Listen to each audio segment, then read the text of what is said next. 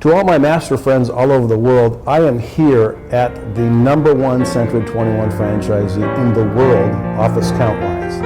He has 70 offices. Someone took an economically depressed area in the Midwest and turned it into literally the most successful, the largest Century 21 operation in the world.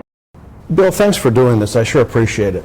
Well, I feel very special that you've taken the time to come here, and I hope I can share a few things that may be a benefit to others. This must be a typo, but what I got is 70 offices. Is that correct? That's right. Not 17. No. You have 70 offices. Correct. How many agents? We have 1,400 agents. 70 agents, 70 offices, 1,400 agents, and how many transactions last year? Last year we did just shy of 12,000, and this year we hope to do 15,000. You've literally grown your offices during the worst economic times. 15 offices in 2000, Right. you said, and then now you're at 70. You don't seem to be tracking with the overall economy in the sense of being discouraged or depressed when things are bad. Tell me about that.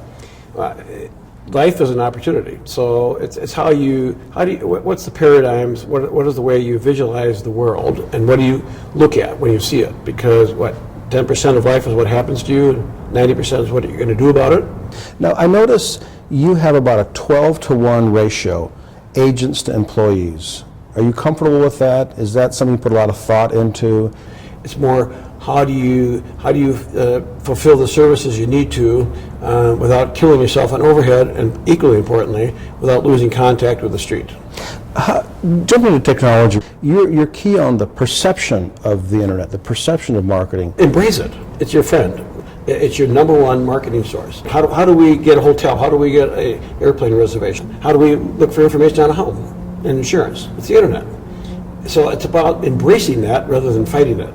Tell me about Emily Matthews. I contact Central and Affiliated, and I'm being then dealt with by Emily Matthews. Tell me about that. Okay. So if you're in America, you see iconic symbols of people that aren't real, like Flo of Progressive Insurance, 80 years ago Betty Crocker for General Foods, and so Emily Matthews is a made-up name. And what it is our leads management system for internet leads and telephone leads, secondarily, but mostly internet leads. And what it is a system of now up to 9 people who live around the country, some in California, some in Ohio, some in Wisconsin. They work out of their homes on their iPads and respond within a few minutes, 5 minutes or less, to a lead on one of our listings or one of the listings on our website. They respond as Emily. They respond as Emily Matthews, a member of the Emily Matthews team. I wanted someone who would be responsive, non-threatening, and I can feel comfortable working with. Now, you pay your agents based on a commission structure, not a salary. Why don't you pay based on a fixed salary? Currently, we actually have 3 agents that are on salary out of our 1,400. 3 out of 1,400. That's right. I had miserable failures with the salaried agent model in the United States. It's 2 reasons. One is the culture is so embedded here as commission, as in Japan it's embedded into salaries. I get that. The other issue is that in the United States, once people are really good, once an agent becomes really good, they realize that they can make far more money on commission than they can as a salary. Bill, go back with me. You started in 1977. Yes. And as an agent or as an owner? I actually started out as an owner working out of my basement. Okay. Go with me from your first office to your second office. When was your second office? My second office didn't happen until 1995. Okay, so 1977 to 1995, one office. Right. So walk me through 1995. What happened there? Just jump back in time with me to 1977. Well, a couple of things. I had the benefit of working for a large corporation for 10 years, so I understood systems, and I understood the benefit of having checks and balances, and the blessing of not just having sales background, but having some sort of structure background. And my degree is in Russian history, so I had the benefit there. Your degree is in Russian history. Yes. Very practical for real estate. Oh yeah, product of the Cold War, right? But history gives you the great sense of what happened and that it reoccurs, and this whole wave concept that we've talked about before going to happen. And that allows you, if you think about it, if it happened before, the probability is going to happen again. History does repeat itself. And that's how the growth thing started. What advice would you give to someone watching this, whether it's an agent or a franchise? Well, give me two bits of advice. One is an agent, one is a franchisee. You're sitting at the most successful Centered 21 organization on the planet. Someone just got their license, and then on the other hand, maybe someone who's been a franchise owner for 10 years, kind of stuck in that middle area then. Give me two bits of advice for those two individuals. A brand new licensee Well, Franklin and someone... Delano Roosevelt, one of our great presidents of the 30s, I think said it well in a fireside chat. He said, the only thing we have to fear is fear itself. And our fears, our concerns, our stress, our whatever, are so internal. And no matter what system you have, it's up to us to have the do-it-yourself kit of thinking the positive rather than negative, the glass half full rather than half empty. And an important part of that, to me at least, is next, the word next. Once you achieve failure, which you have many times, if you dwell on it, if you dwell on the sale you lost, the listing you should have had, the deal that fell apart, the agent that left you, the agent that came to you, the merger you didn't do, the merger you did do that you shouldn't have done, the lease you signed you shouldn't have done, if you deal and focus on all that negative energy, you're going to get a negative result. So it's really about next. If, on the other hand, you live in your glory years and you say, all right, well, I've done a lot here. We had the #1 office, now we're #1 in the world, and the units, great. The challenge of next, what's next on the agenda? What's the next place to travel to? What's the next person you can help in life? What's the next thing you can do in real estate? Next.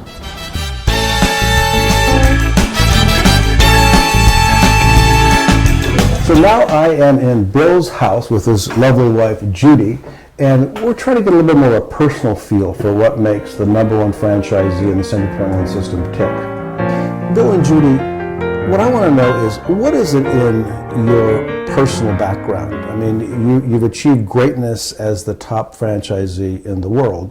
What do you think it is in your training and your growing up that you've been able to lean on to get to where you are today?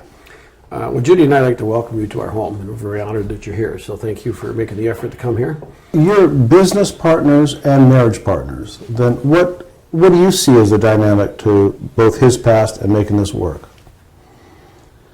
Well, we're both motivated, high-achieving, goal-oriented people, and we've always planned. So, and one key thing, I told this story earlier, years ago, we bought a condo in Mexico. Every year we go there for a week, and now we go there more, of course, that we're older, but we would always plan our year for the next year when we were down there. Back when there was no Wi-Fi, no telephone, we would sit down there and we would say, what are the things that we need to accomplish? Business-wise, personal-wise, financially. And Bill was very good, I think, at laying it out into a 1 year and a 5 year and a 10-year plan. The people watching this, franchisees or agents, suffer setbacks. Sure. Tell me your worst time when you had the worst setback. What didn't you do? What did you do? What are you glad you did? What are you glad you didn't do? When was this? 1988, you said? Yep, 1988. I'm glad I survived.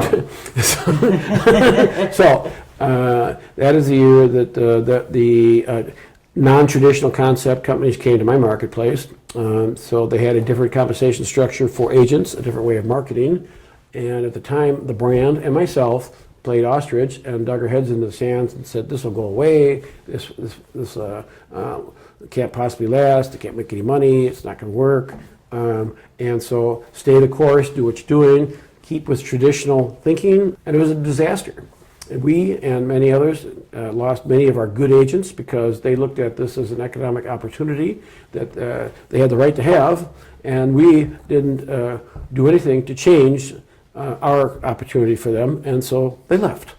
What didn't you do and what did you do faced with this major setback of another company coming into town with higher splits and just taking on it? That's when right, eventually. That's when you merged.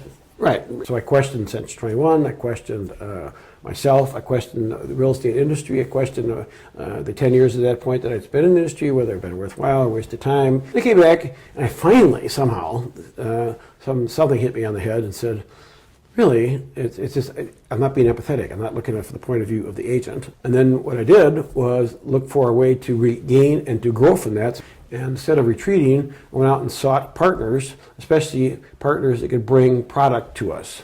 So end up merging with the largest builder in our area. I want a one-word closing word advice for how to keep a partnership. Openness, and immediacy.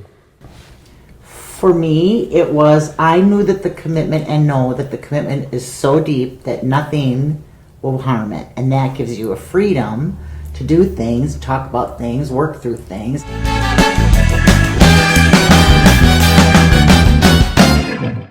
We are now at Inca Heritage, which is a Peruvian restaurant, which is Bill's favorite in all of Wisconsin. What is it about this that you like so much? This one is my particular favorite for both food and ambiance. The food because South American food I love because it's simple, it's tasty, it's filling without heavy carbs, and they prepare it here in a way that is unique, original. And at least equally importantly, probably more importantly, is the ambiance. The ambiance here starts with the owner, who's just a good, down-to-earth soul. And you feel like you're transported away from Madison and Wisconsin for your 45 minutes, hour and a half. Bill, let me ask you, while we're here in your favorite restaurant, the key to your success has been being able to accumulate offices. Tell me about that strategy. So we have been able to figure out how to do partnerships with those who still want to do a partnership so that they still have not only a sense of ownership, but actual ownership and can stay involved. So of your 70 offices, you outright own? We outright own 25. 25. And the rest you've achieved different levels of partnership. That's right. with them. That's right. And they're all different as far as who runs what percent? Everything's different night and day. All the back office things happen in Madison, Wisconsin, and it's done with using current technology. We're paperless as much as possible, and through accountability with weekly webinars and meetings of both staff and management. But the front offices of the companies are unique because every real estate market is different. Well, Bill, on behalf of President Inokuma, the directors, 860 offices and 4,000 agents, I want to thank you for your time that you took with me on behalf of Central and Japan to gain your knowledge and gain your wisdom. They have a great environment and they're with a great brand, and any little bit I can do to encourage that, I'm willing to do it. Thank you. Thanks for watching.